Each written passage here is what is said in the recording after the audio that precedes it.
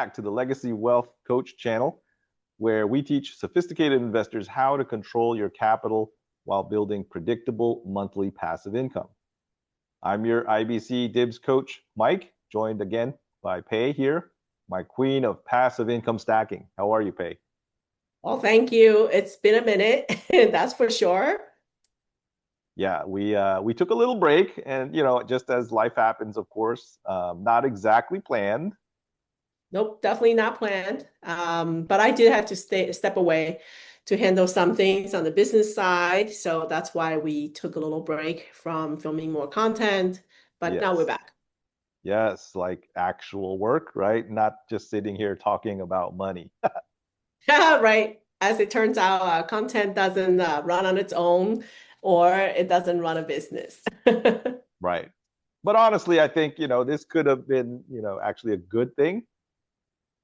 Household. Well, I mean, think about it, right? Like I say, life happens, ebbs and flows, and every time we come back after a break, obviously it's because we've done something or experienced something, which adds to our, skill set, and along with those bumps and wins, gives us more, ammo and work to share with. That's very true. I agree with you on that one. So I mean, you can have more deals, more conversations with new people, more experiences, or complex situations. But throughout it all, honestly, the same types of problems keep coming up. What do you mean by same problem? Well, I mean, okay, when people are doing well, they're making money, and you progress along that route, that's great. But you still run into some bottlenecks that you don't always expect. Okay, well then let's start from there, right? Where do sophisticated or seasoned investors actually then store their capital between deals? Well, honestly, most people don't even think about that, so they don't really. Like what do you mean they don't? You got to do something. Sure. So I would just put it this way: they simply they park that money, right? Maybe it's a savings account, bank account, just sitting there, not doing anything special. It actually sounds pretty responsible. Sure, it could be responsible if you think about that, right? Better than just blowing it at the casino or letting it ride on black. But here's the trade-off: it's usually not that efficient. Okay, so tell us a little bit more about what's wrong with that, right? Just keeping it safe until the next opportunity comes up. And that can work, right? But we're thinking until you get to the next level of operating, right? And getting better and constantly evolving with what we can do with our money. So what changes then happens when you reach kind of the next level of investing? Right. So, I mean, from the initial, obvious questions of, well, how do I start making money? You start evolving to, okay, now I'm making money here. I've got a good deal or something that turned out. What is my money now doing while I'm waiting between opportunities or between jobs or whatever? Um, That's a pretty big shift. I can see that. I think we went through that ourselves. yeah, and it's what I joke, it's first world problems. Okay, well, now I made this money. What am I going to do with it, right? In that time being, because now it's not just about eking out that income; it's about efficiency of your dollars all the time. So let's maybe have you walk me through what that looks like. Sure. Let's say you exit a deal, hopefully profitably, and you sell a business or a company or property, and you get some capital back. Okay. Okay. And so now you're waiting for that next opportunity, right? Maybe it's another house on the market or some deal or business. It could be months in between. So like what happens during this time? Well, for most folks, right, the default situation is your money's just sitting there. It'll go back to your bank account, your savings account, not doing much, right? A sweet joke, smoking and joking. The Smoking and money is joking. just sitting in a lounge somewhere, your staff lounge, and smoking and That's right. joking, just That's chilling, right. living its own best life, not That's working right. really hard. Sure. I mean, and that money, right? You think about it, like I said, you're very comfortable, but not that productive, right? And but in real life, your opportunities don't always show up on a schedule either, right? Yeah, and sometimes if you're kind of rush into making a decision, you can take unnecessary risk. So you definitely, there's a little, I would say, mismatch, right? Do you agree with me? Yeah, that mismatch is like, your capital sitting still and you feel the urge to like get it doing something. So you feel a little bit stressed or rushed to jump into the next opportunity. So that's not a great way to operate all the time Yeah, because definitely opportunities are unpredictable. Mhm. been there and done that, right? So what are the investors that you work with? Um, what do they do differently? Yeah, so I mean, ideally, right, you realize you don't want your capital to just sit idly, kind of pushing you to rush into the next deal because you realize, it's not doing its best thing. So you keep getting, pressured otherwise to jump into chasing a high rate of return or, a high risk deal. Rather, these people, we want to have it under our control and yet still actively growing, being productive for us. So it's actually always doing something. Is that it's emotion and it's always doing something That's otherwise. right. That's right. Whether it's, in a particular deal, right, actively invested or sitting, otherwise on the sidelines, it's got a job to do or multiple jobs if it's in the right place. So the goal is to keep that capital active, constantly flowing without losing control of it. So it sounds like or the sophisticated investors are always trying to do two things at once, or always wanting their money to be doing multiple things at once. It is, and that's the highest level of efficiency if you think about that, right? And multitasking, but and that's why most people don't ever solve for this. Right? Because it's either usually in a safe spot or it's working, aka invested, aka risk at At risk. risk. Yeah, it's that, catch 22. Either it's safe and boring or at work and risky, right? Um, I would say that seasoned or sophisticated investors, they figure out after a while how to avoid this trade off. It doesn't have to be either or.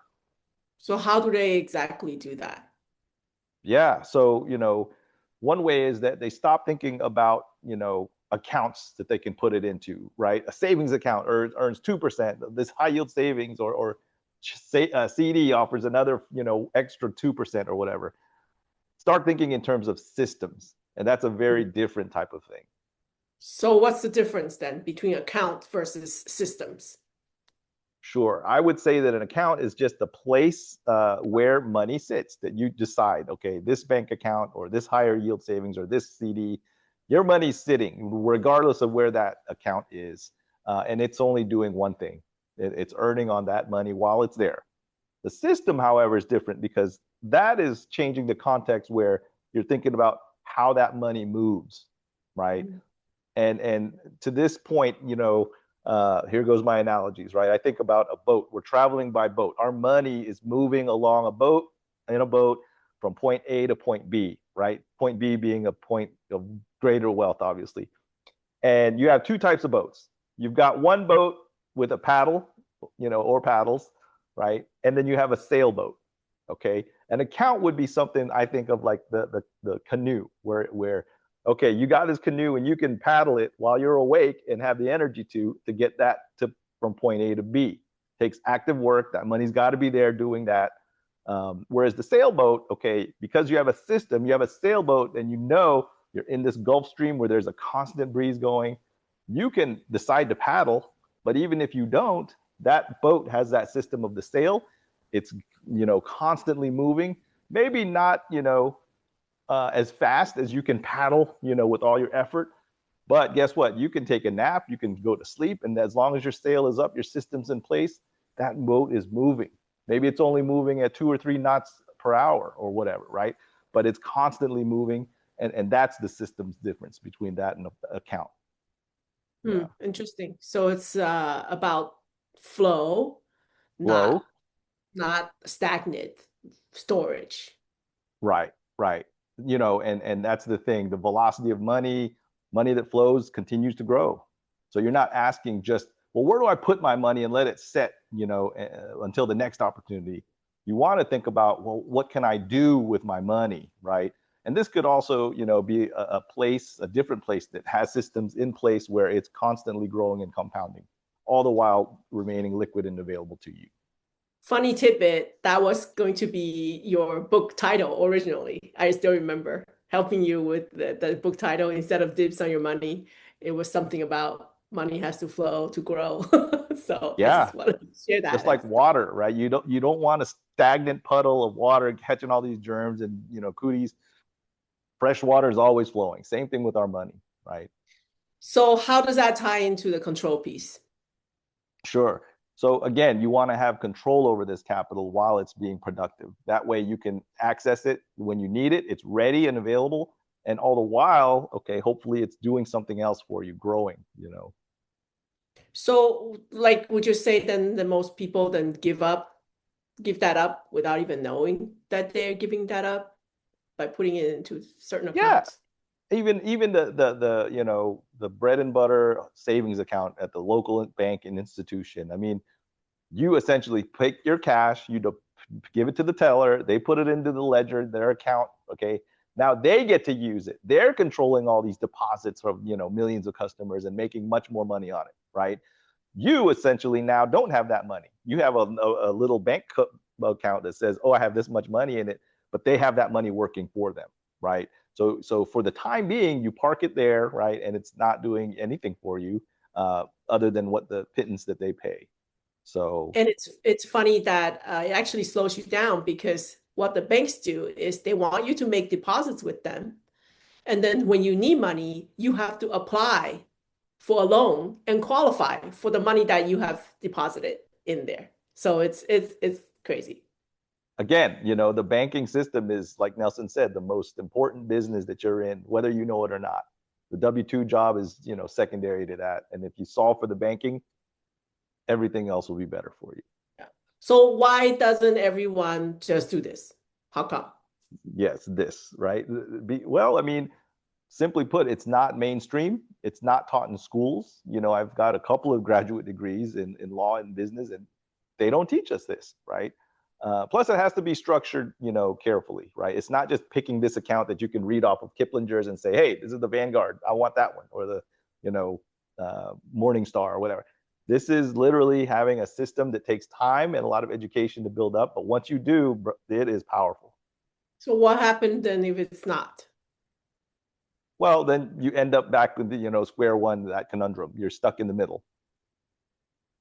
So your like money is not really working efficiently. It's not Yeah. uh, easily accessible either. You're kind of stuck.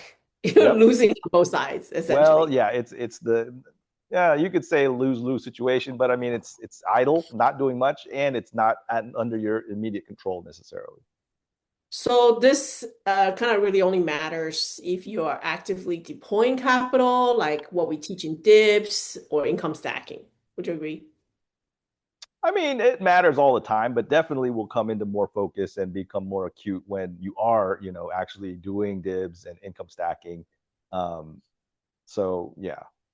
Mm-hmm. So the once you are actively moving your money into the system, into the DIP system, the income stacking system, um, I want to say that this could be not knowing where your money is properly stored or properly like under control. That could become a potential bottleneck.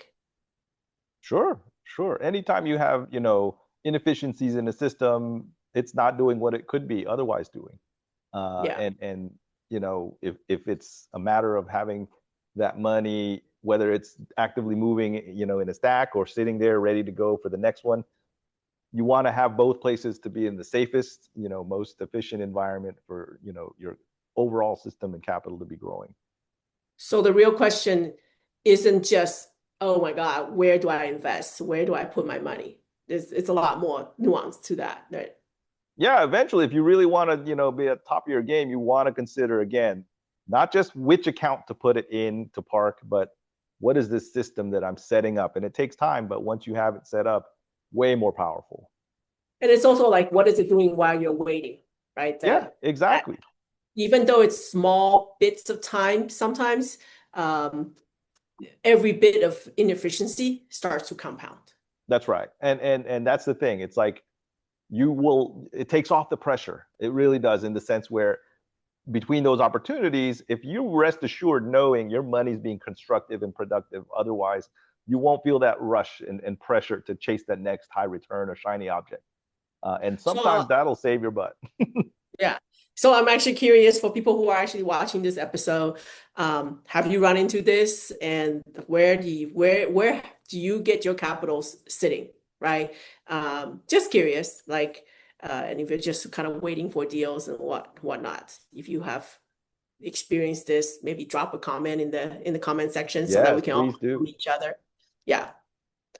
So if you're someone who's actively investing or managing capital, like what should we be doing? Well, this is exactly, the bigger topic that we'll be diving into, in the near future, breaking down. So I guess go ahead and subscribe, right? Or call people to kind of pay attention to what we're about to share in future episodes, because we would like to kind of go deeper into this particular topic. Yeah, especially that part, again, that most people never think about, right? So the idea is just really not about investing once. We kind of talk about this, not about income stacking. It's not about stacking multiple streams of income at various different types. And it's not about just kind of the one hit wonder. So Right. the idea is that it's not just investing once. This Yeah. is this is something It, that a system that we're helping people or teaching people to yeah. learn how to do. You're not scrambling for the next big thing, swinging for the fences haphazardly, right? It's really about how fast and consistently you can reuse the same capital in a systematic, controlled, and consistent fashion. So I think this is really going to change how people think about everything that they maybe previously know about money and systems. So It usually does. Yep. yeah. So we'll break that down in the next episode, Mike. Yeah, sounds good.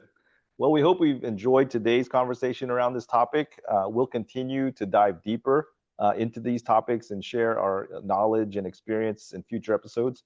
So if you find these topics interesting, be sure to like, subscribe, and comment below. Share this with someone who may also be interested in building passive income systems with us. Until next time, peace out.